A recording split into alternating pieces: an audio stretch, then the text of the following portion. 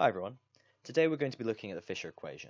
The Fisher equation describes the relationship between the real interest rate, the nominal interest rate, and inflation. And it's very important in understanding how a central bank goes about setting monetary policy. So let's begin by actually looking at the Fisher equation itself. And the Fisher equation states that the real interest rate, which we call small r, is approximately equal to the nominal interest rate, I, minus expected inflation. And that makes intuitive sense. Our definition of the real interest rate is nominal interest taking into account the effects of inflation. So when inflation increases, our real interest rate falls. But how do we actually derive this? Well, we derive it from financial markets and from something called the no arbitrage condition. Well, let's start out with these financial markets and what determines the return on a particular bond. So we say that the real return on a bond is determined by three things. Firstly, it's determined by the price of the bond, which we call X, so the amount that you pay for that bond. Secondly, it's determined by the return that you get when that bond matures, which we'll call Y. And if you subtract 1, that gives you the rate of return. So what we're saying here is that if Y is greater than X, then the return on that bond is going to be positive. The final thing that the real return on a bond is dependent on is the rate of inflation. So obviously, as inflation increases, the real return on a bond is going to fall. The way in which we include this in our expression here is by taking into account the price level when you bought the bond and the price level when the bond matures. So we say that we buy the bond at time t. So we need to divide x by the price level at time t to take into account prices at that point.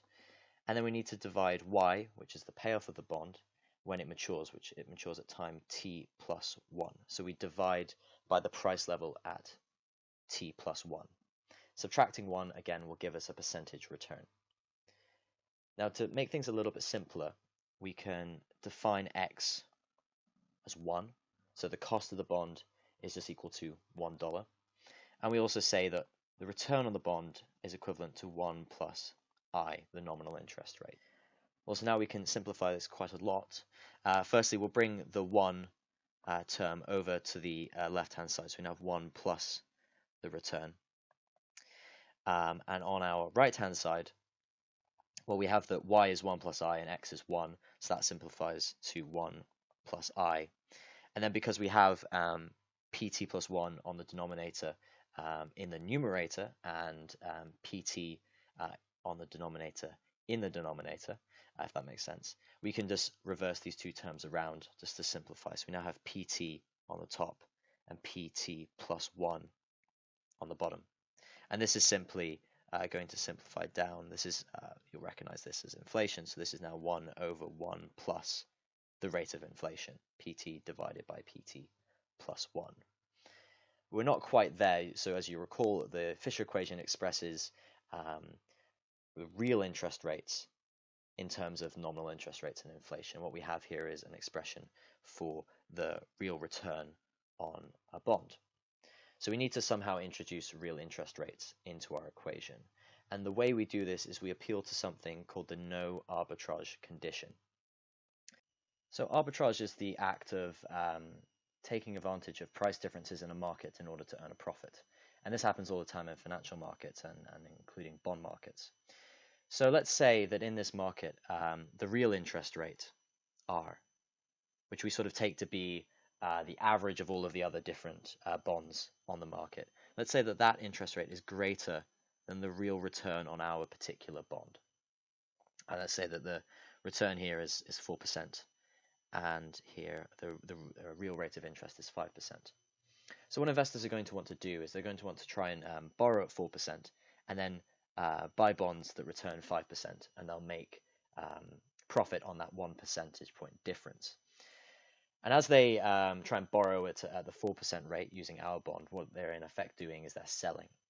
And as they sell, the price of the bond falls. And as we said, the return on the bond is how much it pays when it matures divided by the price. So as the price falls on the denominator there, the real return will increase. Likewise, as investors go out and buy other bonds on the financial markets, their prices will increase, and as their prices increase, the return that they offer will fall. So therefore, the real interest rate on the rest of the market will fall. And this will happen until we get to the point where the real return on our particular bond equals the market real interest rate R. And using this condition, we can then substitute return for the real interest rate. So we have the following expression here. The other thing to note is that this is based on expected inflation, because the exact amount of inflation in the future will be uncertain. Now you can see we're very close to deriving our Fisher equation. We have the real interest rate, the nominal interest rate, and also the expected rate of inflation. What we can do now is simplify this by taking logs. So as long as all three of these terms are relatively small and their percentage changes, so in decimals they are very small, we can actually use logarithms to approximate. So if we take the log of all sides, so we've got log 1 plus I, and again, by your logarithm rules, if two of these terms are divided, so this is 1 over, this is going to be a negative, and this approximates to R is equal to the nominal interest rate minus expected inflation. And we've therefore derived the Fisher equation, which shows that real interest rates are equal to roughly equal to nominal interest rates minus expected inflation. Now that we've derived this, what are the implications? Well, if we do rearrange it, we can rearrange this equation because it's an equality. And what we get is that the nominal interest rate, I, is equivalent to the real interest rate plus expected inflation. What's the implication of this? Well, we know that central banks indirectly set the nominal interest rate. They do so by changing the supply of reserves. And if you need to revise that, please look at my previous video, which I will link to. What it shows is that when there's a change in nominal interest rates, that must equal a change in this term on the right-hand side here, like so.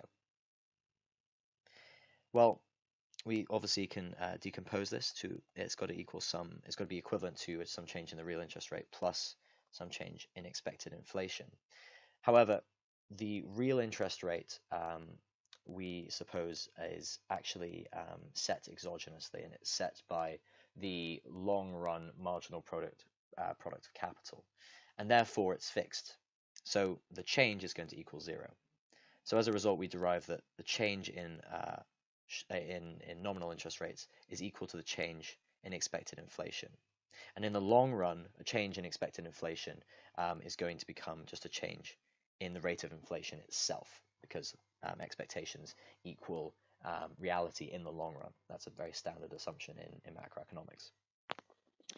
So as a result, what we see here is that if the central bank decides to raise nominal interest rates, that will also increase inflation in the long run. And this describes how monetary policy operates in the long run. And what we'll look at in the next video is how this actually translates into how central banks think about setting nominal interest rates.